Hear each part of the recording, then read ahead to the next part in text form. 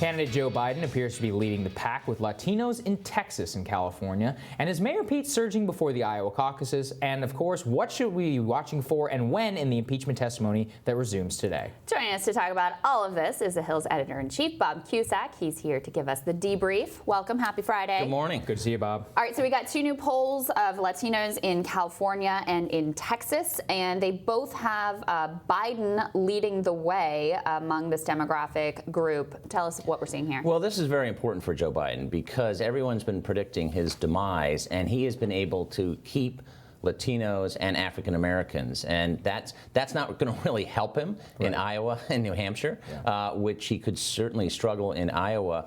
But for Super Tuesday in Nevada, certainly South Carolina, African Americans, that's his stronghold, and that's the problem for Elizabeth Warren and Pete Buttigieg is that when they need to do better in these type of polls. Especially Pete. Yeah, I mean, we should say we had a Latino Community Foundation poll yesterday out of California. Showed a little bit of a different story. Had Bernie up in the top. But, I mean, regardless, Biden is at 21, Bernie Sanders is at 19 in California with Latino Democrats. I'm going to assume within the statistical margin of error. Yep. I mean, that is an interesting place, I think, for Bernie Sanders to be. Oh, yeah. I mean, he is right there, and he's got the money, as does Buttigieg. I mean, these candidates are going to be in this for the long haul. We've seen a lot of candidates who have not even made or not going to make it to Iowa. Right. You know, the top tier guys, that handful of the top, this is going to be a long race, guys. Yeah, absolutely. And I'm sure as we've dug into some of this data, there's just like with all the demographic groups, a real generational divide. Young Latinos tend to back Bernie, older tend to back Biden. Same thing playing out there as well. Yeah, and that's what Bernie, he's got to get the young vote out. The youths love Bernie. They do. They really do. They really do. Will they vote? And of course, the hardcore Bernie people are going to vote. But this is going to be very close. So 1% or 2% can make the difference in winning in second place. Yeah, absolutely. I mean, we're also seeing, you know, we talked a little bit about Buttigieg. He's been surging in Iowa. This is an interesting one. I mean, why do you think that he has been going up in Iowa? Crystal and I have talked a lot about it here. We think it's a lot of it seems to be earned media coverage. That he had that initial bump, had a massive just ocean of earned media from that, and that kind of contributed it to a bit more. I think the last debate he did very well. It's not like Beto O'Rourke, who really did poorly in every debate. Buttigieg in the first couple, you just didn't really notice him. He didn't have a moment. That's true. He's done better. I think he's a very good candidate, and some people go after his youth and inexperience. He's just a mayor, but he's he knows the issues inside and out, and I think he's one of the best candidates overall because, of course, he didn't have name ID. If you had said to me he'd be winning any poll a while back, and remember, he raised $40 million in just 2 quarters. It's unbelievable. Yeah, well, he's definitely found that sweet spot where the donors love him and the media loves him. He rings those bells, which has certainly helped him. I agree with you that anyone who's trying to go after him on his youth and inexperience, it's a stupid attack line because people are not looking for a resume. That's just not what they're after right now. So the fact that he's a mayor only of a small city, I don't think that that's a negative for voters. And I know we've talked about it before, but when the impeachment moves over to the Senate, who's going to really benefit from that? Because I talked to a couple members who said in the Senate say they have to be there 6 days a week. So that's Bernie, that's Warren, that's Klobuchar, that's Booker, that's Harris. They're not going to be, I can be there 4 days a week. They have to be there. And Buttigieg, I think, could actually, he could move up even more because of that. Yeah. Right, On the other hand, there's a lot of focus on Iowa and New Hampshire, which are two overwhelmingly white states, which is his strongest demographic by far. I mean, he regularly polls at 1% with black voters. We're going to have Ryan Grimm on the show later to talk about some of his ham-handed efforts to try to woo black voters in South Carolina in particular. Does he have legs beyond those two overwhelmingly white states? Well, as you know, Crystal, the dynamic changes, and the headlines could be very good for him coming out of Iowa and New Hampshire. At the same time, he knows he has a problem with African Americans. He had a controversy that we've written a lot about back home as mayor. He admitted mistakes, which I thought was a good way of dealing with that controversy.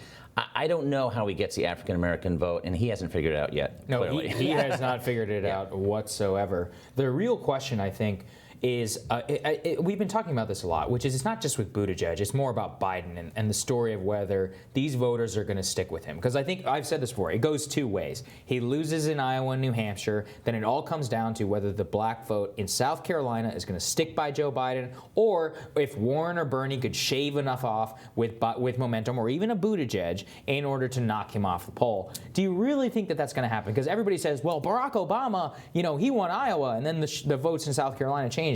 But I mean, I don't think a lot of these people are like Barack Obama. No, well, Barack Obama. history shows that if you don't win Iowa or New Hampshire, you're not going to win the nomination. Now, Bill Clinton did it. Iowa went for Harkin, so that was expected. Yeah. And then he finished a strong, second or third. I can't remember. So, but he was the comeback kid. Yes. He didn't win, but he had the momentum. Joe Biden, in all likelihood, probably not going to have a lot of momentum out of Iowa. Certainly, maybe not out of New Hampshire. So then it's like.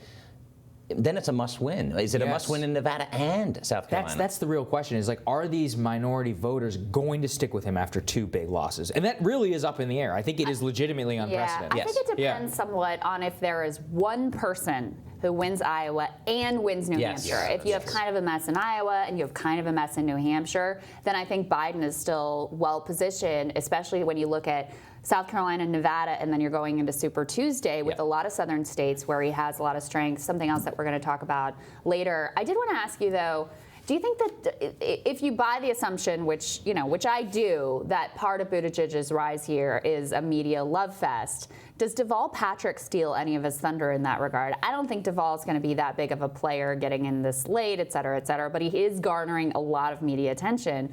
Does that undercut Pete a little bit? I don't see it, at least not yet. I mean, you think about staffing, like the best staff has already been taken. Now, Bloomberg can buy staff, but I don't know, can Patrick raise the money at this point?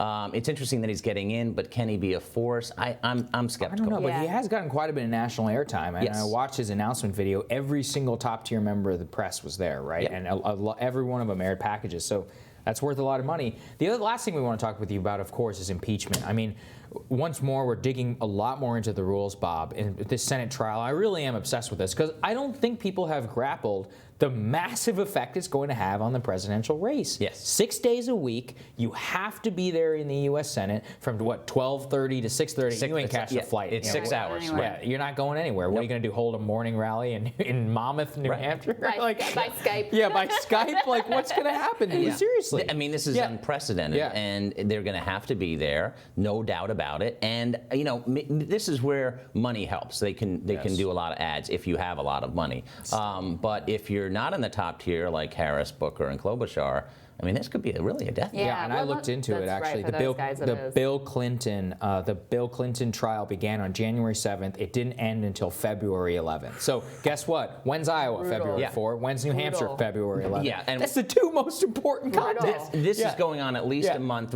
Richard Burr, the senator, 6 to 8 weeks, and other senators said, well, I mean, but this is at least a month. Yeah, a crucial month. Well, in fairness, Pelosi's not too impressed with the politics of Warren and Bernie, so I don't think she minds them being sidelined. But let's talk about today's testimony, though. What do we expect? What do Democrats hope to get out of this witness? Well, Marie Yovanovitch Democrats are going to portray her as the victim. She was removed from her post. Yovanovitch says there was a smear campaign headed by Rudy Giuliani. So we know that from the transcript. Will we see anything new come out? We don't know yet. But now Republicans, I think it's going to be an interesting strategy because, number one, they're going to say, well, listen, the president can remove anybody he wants at any point, which is true. Which is true. And also, Republicans are going to say she was not on the infamous July call, which she wasn't. But overall, I think she could be a very, very compelling witness because, again, all roads are leading to Trump, but all roads really leading to Giuliani. But what would she know that could realistically change the game, Bob? Like, right? Because it's already happened. Yes. We have the transcript. We have the transcript. Yes. Well, she doesn't know because this is what Republicans I think will say. Well, you heard it through another person. You heard it secondhand. Hearsay. Hearsay. The game of telephone. That kind of thing. But also, I think Republicans would be wise not to go after her personally. I think that could backfire. Yeah, it's possible. Interesting. We'll be watching, of course. Thanks, Thank you, Bob. Thanks. Next on Rising, we may not be so interested, but the truth is that Washington is buzzing about impeachment testimony resuming this morning. Very honest tease. Arkansas Congressman Bruce Westerman joins us to tell us what he expects when Rising continues.